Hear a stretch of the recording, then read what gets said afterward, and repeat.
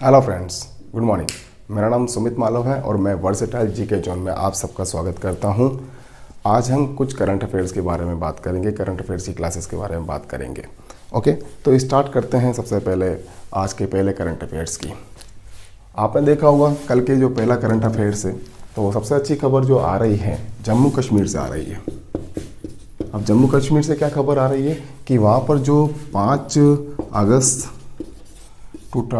अगस्त 2019 से जो 4G यानी कि इंटरनेट की सेवाएं जो बंद थी वो अब वापस स्टार्ट होने जा रही है। तो वो सोल हो गई है, इसलिए वहाँ पर 4G की इंटरनेट की सेवाएं चालू करने जा रही है। अब वो 5 अगस्त 2019 को धारा 370 थी वो हटा दी गई थी। इस कारण से वहाँ पर इंटरनेट सेवाएं बंद थी जो अब वापस चालू कर दी गई है। अब मैं दूसरे करंट अफेयर्स की अगर बात करता हूँ तो भारत का पहला थंडरस्टॉर्म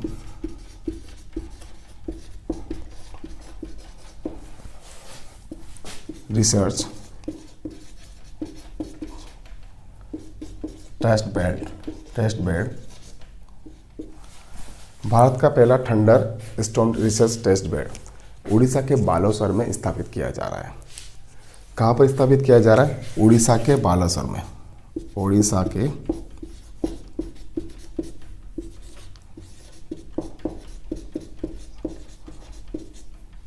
बालेश्वर में स्थापित किया जा रहा है। अब इसका उद्देश्य क्या है? इसका उद्देश्य जो है, अगर मैं बात करता हूँ इसके उद्देश्य के बारे में, तो उसका उद्देश्य है जो आसमानी विपदाएं होती है जैसे तूफान आदि, इसके कारण जो नुकसान होता है लोगों का, यानी कि जो जनधन की जो हानि होती है उसको कम से कम किया जा सके। उसको जो जनधन की आदि होती है, जनधन की जो हानि होती है उसको कम किया जा सके।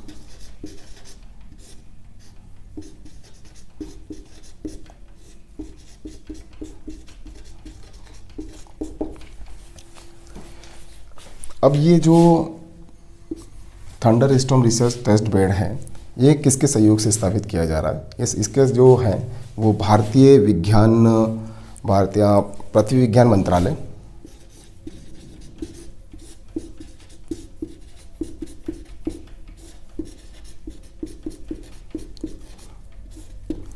भारतीय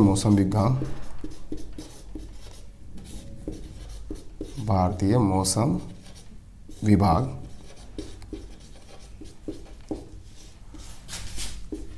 इसरो और DRDO के सहयोग से इसकी स्थापना की जा रही है। अब भारतीय मौसम विभाग की जो है इसकी स्थापना 1875 में की गई थी और इसका जो मुख्यालय है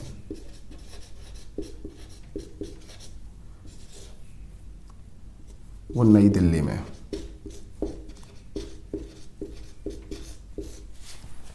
इसके मुख्यालय हैं।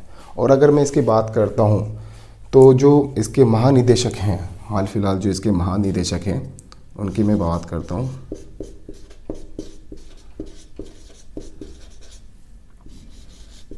वो है मृत्युंजय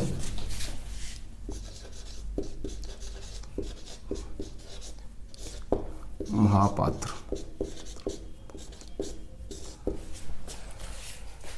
इसके अलावा अगर मैं बात करता हूँ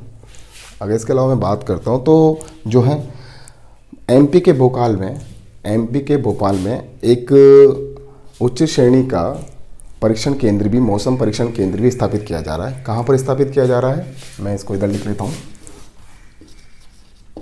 भोपाल में, एमपी, जो कि यहाँ की राजधानी है। एक उच्च श्रेणी का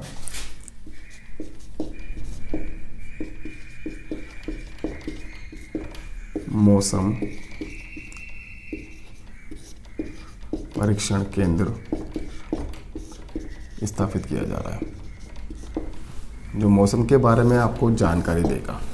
और भारतीय मौसम विभाग वो विभाग है जो भारत के मौसम के बारे में हमें जो पूर्वानुमान होते हैं, जो घोषणाएं होती है, भविष्यवाणी होती है, उसके बारे में जो भारतीय मौसम विभाग इसका कार्य करता है। अब मैं बात करता हूँ नेक्स्ट जो हमारे अगले करंट अफेयर्स की अगर मैं बात करता हूँ तो अगला करंट अफेयर्स है,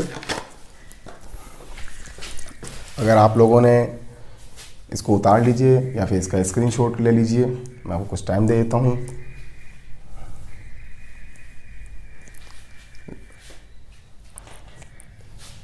ले लिया आपने स्क्रीनशॉट? चलो ठीक है।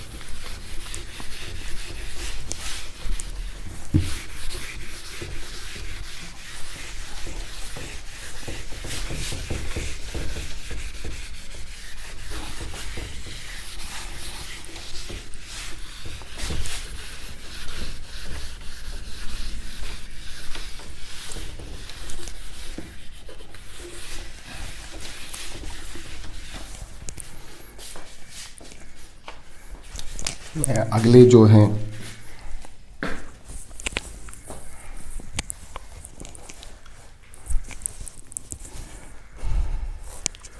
अगले करंट अफेयर्स की अगर मैं बात करता हूँ तो अगला करंट अफेयर्स है राष्ट्रीय बागवानी मेला।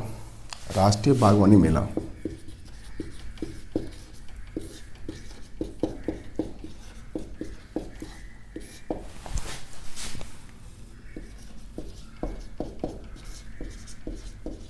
दो 2021।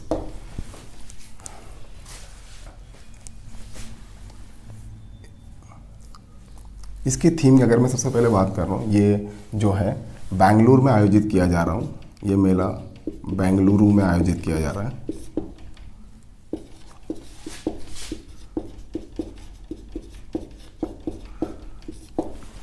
अगर मैं इसकी बात करता हूँ थीम की,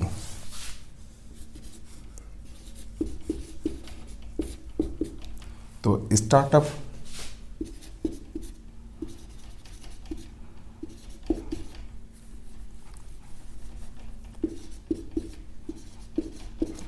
एंड स्टैंड अप।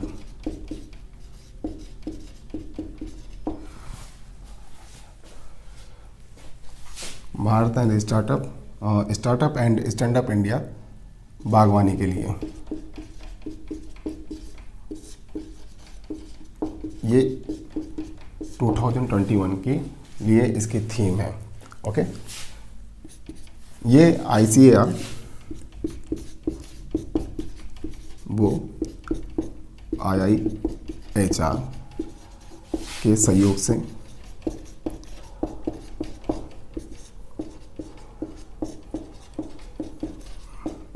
आयोजित किया जा रहा है।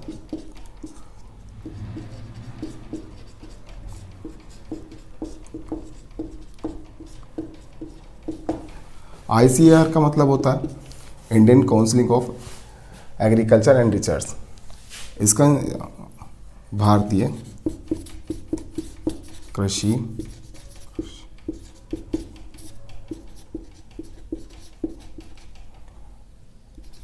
अनुसंधान परिषद या फिर Indian council for agriculture and research. अगर मैं इसके बात करता हूँ IIHR की, इसका फुल फॉर्म है, इसका जो नाम है वो है Indian institute for horticulture and research, यानी कि भारतीय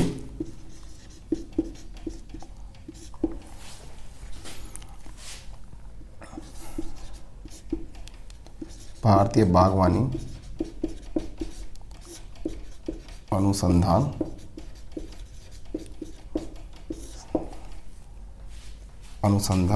संस्थान। इसका मुख्यालय बेंगलुरु में है।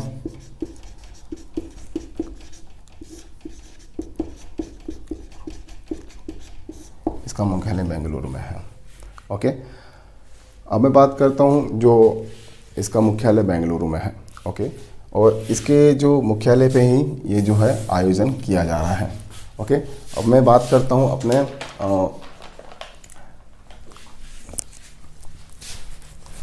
इसके पितामह, भारतीय बागवानी के पितामह कौन है?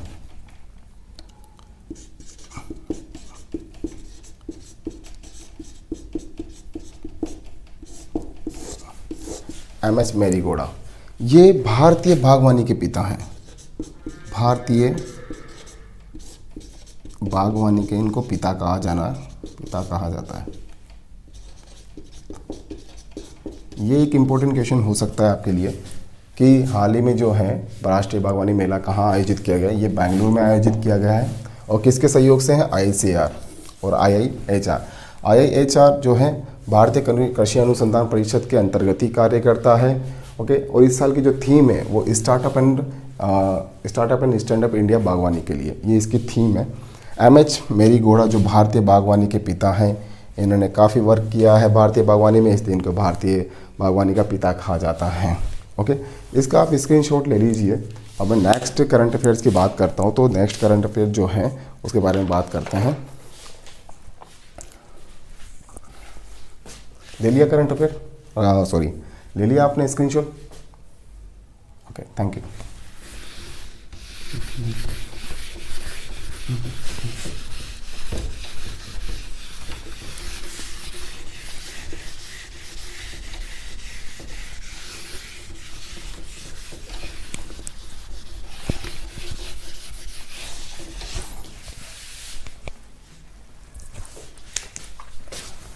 अगले करंट अफेयर्स की अगर मैं बात करता हूँ तो एक बहुत ही अच्छी खबर, एक सुखद खबर सुनने को मिल रही है। इस कोरोना के जो आपदा है, कोरोना काल में एक बहुत ही सुखद खबर सुनने को आ रही है भारत के लिए कि हमारे भारत के फर्स्ट स्टेट या यूटी,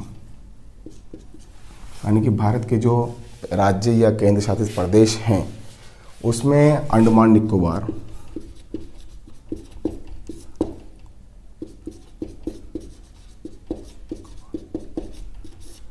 पहला स्टेट या यूटी बन गया है जो कोरोना मुक्त हो चुका है।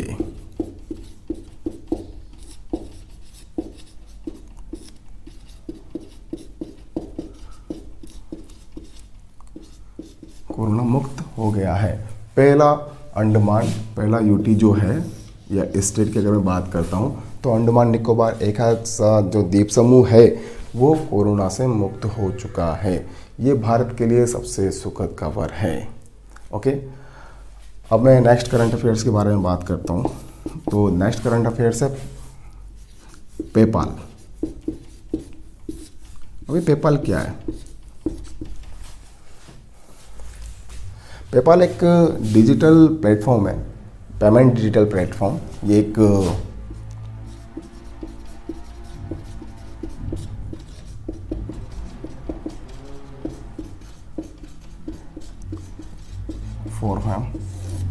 एक ये USA की कंपनी है।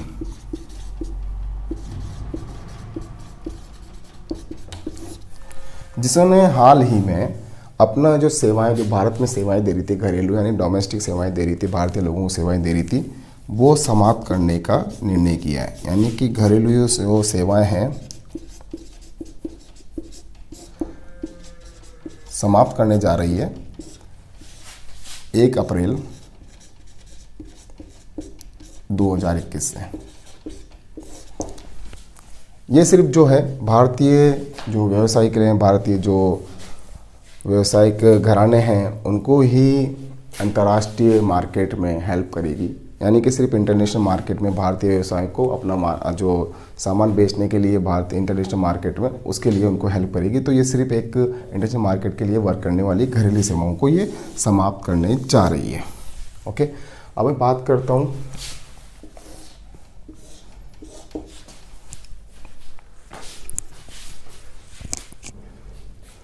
अगले करंट अफेयर्स की। तो अगला करंट अफेयर्स है राष्ट्रीय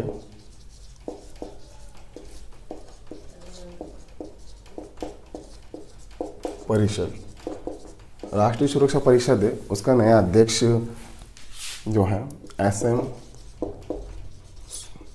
सुब्रमण्यम को बनाया गया है। अध्यक्ष बनाया गया है। ये 3 साल के लिए है, 3 इयर्स के लिए इनको अध्यक्ष बनाया गया है। और जो SM सुब्रमण्यम है वो L&T जो कंपनी है, एक निजी कंपनी है L&T, भारतीय कंपनी, उसके CEO व MD हैं। ओके, तो ये अभी नया क्वेश्चन है कि भारतीय जो राष्ट्रीय सुरक्षा परिषद है उनको अध्यक्ष बनाया गया है। ओके, अगले करंट अफेयर्स की बात करता हूँ। तो जो अगला करंट अफेयर्स है, बांग्लादेश फिल्म महोत्सव, जो बांग्लादेश फिल्म महोत्सव है बांग्लादेश कंट्री का,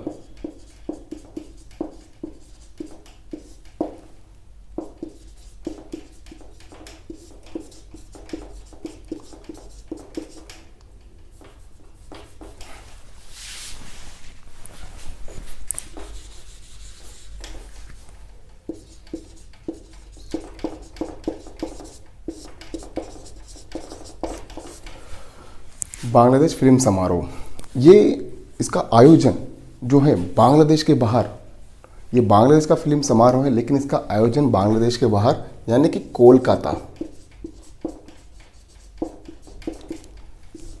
कोलकाता में आयोजित किया जा रहा है।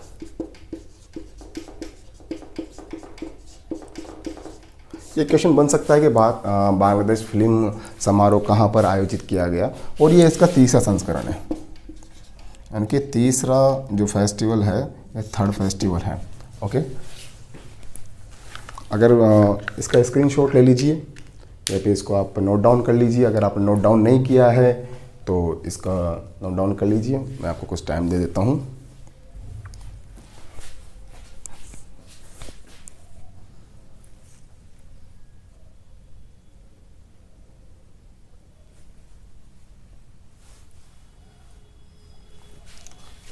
Okay, thank you.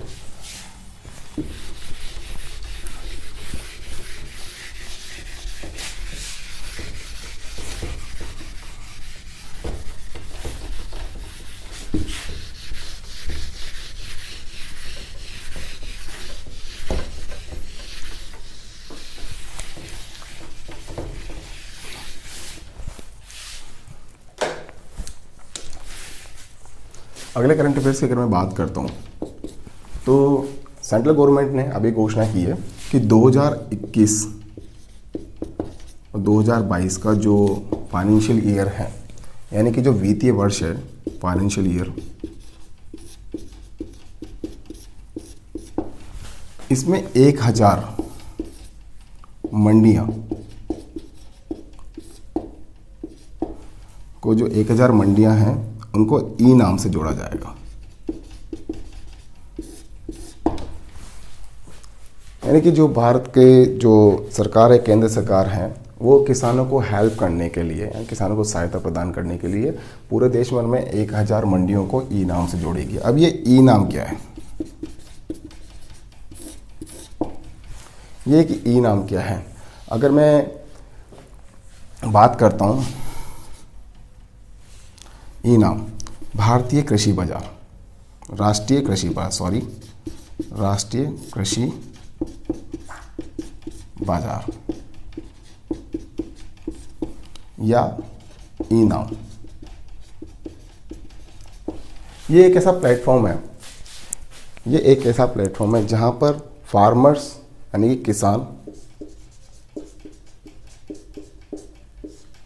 किसान और व्यापारी एक दूसरे के साथ लेन देन कर सकते हैं। एक दूसरे के साथ फसल खरीदने और बेचने का काम बिना किसी मंडी में गए कर सकते हैं। किसके थ्रू? ई नाम के थ्रू। इसके थ्रू जो है आपके अपने जो किसान हैं उनको घर बैठे अपनी फसल का भाव पता चल सकता है। वो अपने जो फसल है वो किसी भी व्यापारी को ई नाम के थ्रू बेच सकते हैं। भारत की किसी भी मंडी में वो बेच सकते हैं। जो अभी 1000 मंडियां हैं, तो 1000 मंडियों में जाकर वो अपना भाव चेक कर सकते हैं और अपना जो फसल है उसको बेच सकते हैं। अब इससे कुछ फ़ायदे भी हो रहे हैं कि ई नाम से जो है कैशलेस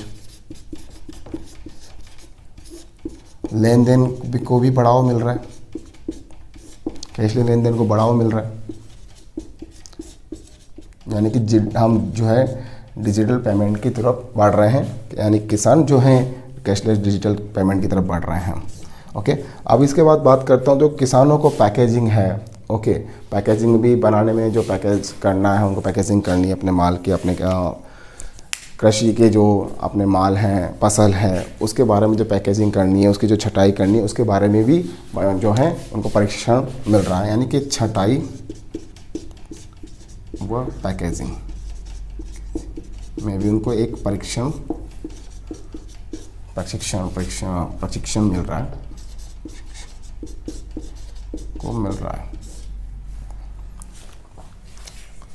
यानी कि आप घर बैठ के ई नाम के थ्रू घर बैठ के अब आपको मंडी आने की ज़रूरत नहीं है। देश भर में 1000 मंडियों को इससे कनेक्ट किया जा रहा है। ओके, और इसमें जो है छोटे किसानों को जो है इसमें हेल्प मिलती है आपको। जैसे अगर मैं बात करता हूँ, कहीं भी जो मंडी होती है उसमें वहाँ जो अपनी फसल को लाया जाता है, फसल को लाया जाता है, और कहीं आप जो है उसको ट्रैक्टर या किसी भी व्यावसायिक वाहन में भर के लाते हैं तो उसका किराया होता है। उसके बाद जो है मंडियों में हम मालिक का पैसा लगता है, तो वो पैसा जो है लग रहा था जो किसान दे रहा है, ट्रांसपोर्टेशन का चार्ज जो दे रहा है, अब वो ख़त्म हो गया है। ई नाम के थ्रू आपके जो व्यापारी हैं आपके फसल खरीदेगा पोर्टल के थ्रू, और घर पर आके आपकी जो है फसल ले जाएगा। तो कितना अच्छा जो है एक इंडियन गवर्नमेंट अभी किसानों के लिए वर्क कर रही है। ओके, अगर मैं अगले करंट अफेयर्स की बात करता हूँ तो भारतीय मुक्केबाजी संघ, यानी कि जो भारतीय मुक्केबाजी संघ है, अगला करंट अफेयर्स है भारतीय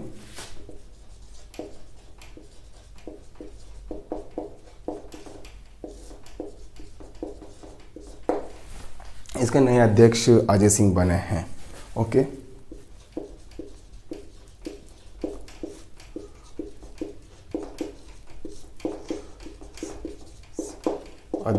अजय सिंह जो हैं इसके अध्यक्ष बने हैं। अब मैं बात करता हूँ अभी 20 दिसंबर के लगभग एक विश्व कप हुआ था।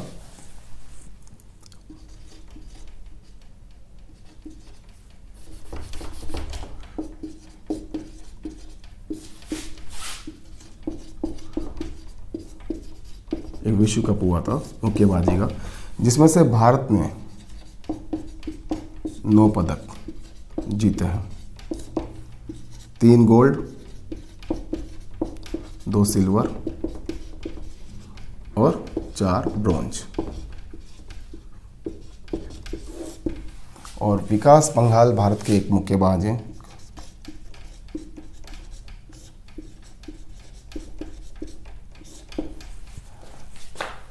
जो कि सर्वश्रेष्ठ खिलाड़ी माने जाते हैं मुक्केबाजी के।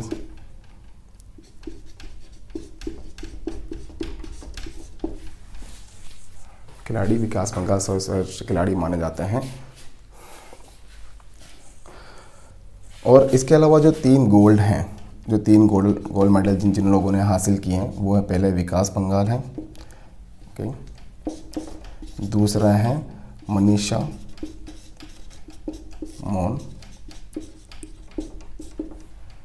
और तीसरा है सिमरनजीत कौर।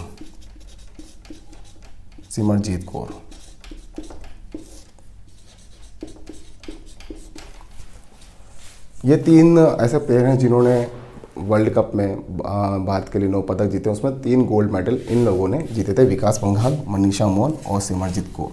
ओके, इसका आप स्क्रीनशॉट ले लीजिए। चलो एक और मैं आपको बता देता हूँ, सिंपल सा है नया करंट अफेयर जो आप क्रिकेट लवर्स सभी जानते हैं कि कल जो अभी जो रूट हैं, यानी कि इंग्लैंड के जो कैप्टन है, इंग्लैंड क्रिकेट टीम के कैप्टन,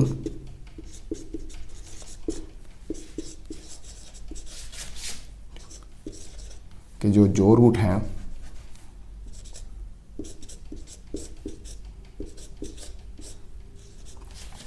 उनका ये 100वां टेस्ट था।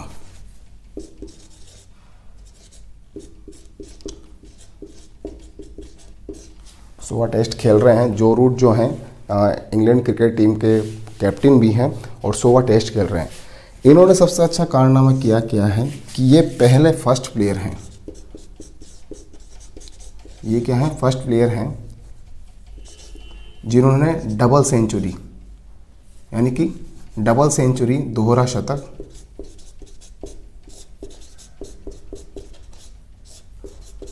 लगाया है। ऐसे पहले खिलाड़ी हैं जो अपने 100वें टेस्ट में, यानी कि अब तक वो जो है 99 टेस्ट खेल चुके हैं, अभी उनका 100वां टेस्ट चल रहा है। 100वें टेस्ट में पहले प्लेयर है जिन्होंने दोहरा शतक लगाया, यानी कि डबल सेंचुरी लगाई है। और इसके अलावा अगर मैं बात करता हूं तो 9 प्लेयर ऐसे, इनके अलावा 8 प्लेयर ऐसे रह चुके हैं, इनको मिला के 9 प्लेयर जो अपने 100वें टेस्ट में सिंपल सेंचुरी यानी कि 100 रन बना चुके हैं। सो प्लेयर्स, आज के कुछ करंट अफेयर्स यहीं समाप्त होने जा रहे हैं। कल फिर आएंगे इसी टाइम पर और आपके लिए नए करंट अफेयर्स लेके आएंगे। तो आप लोगों को कैसा लगा मुझे सब्सक्राइब कीजिए और लाइक कीजिए मेरे चैनल पर। और आगे जो है आपके रिक्वायरमेंट के अकॉर्डिंग जीके के कोई भी टॉपिक अगर बात करते हो तो उस पर भी हम बात करेंगे, चर्चा करेंगे। आप मुझे बताते जाइए, मुझे कमेंट बॉक्स में अपना जो है आपके जो रिक्वायरमेंट है, नीड है, उसके बारे में मुझे बताया जाइए। Thank you very much. Okay, thank you.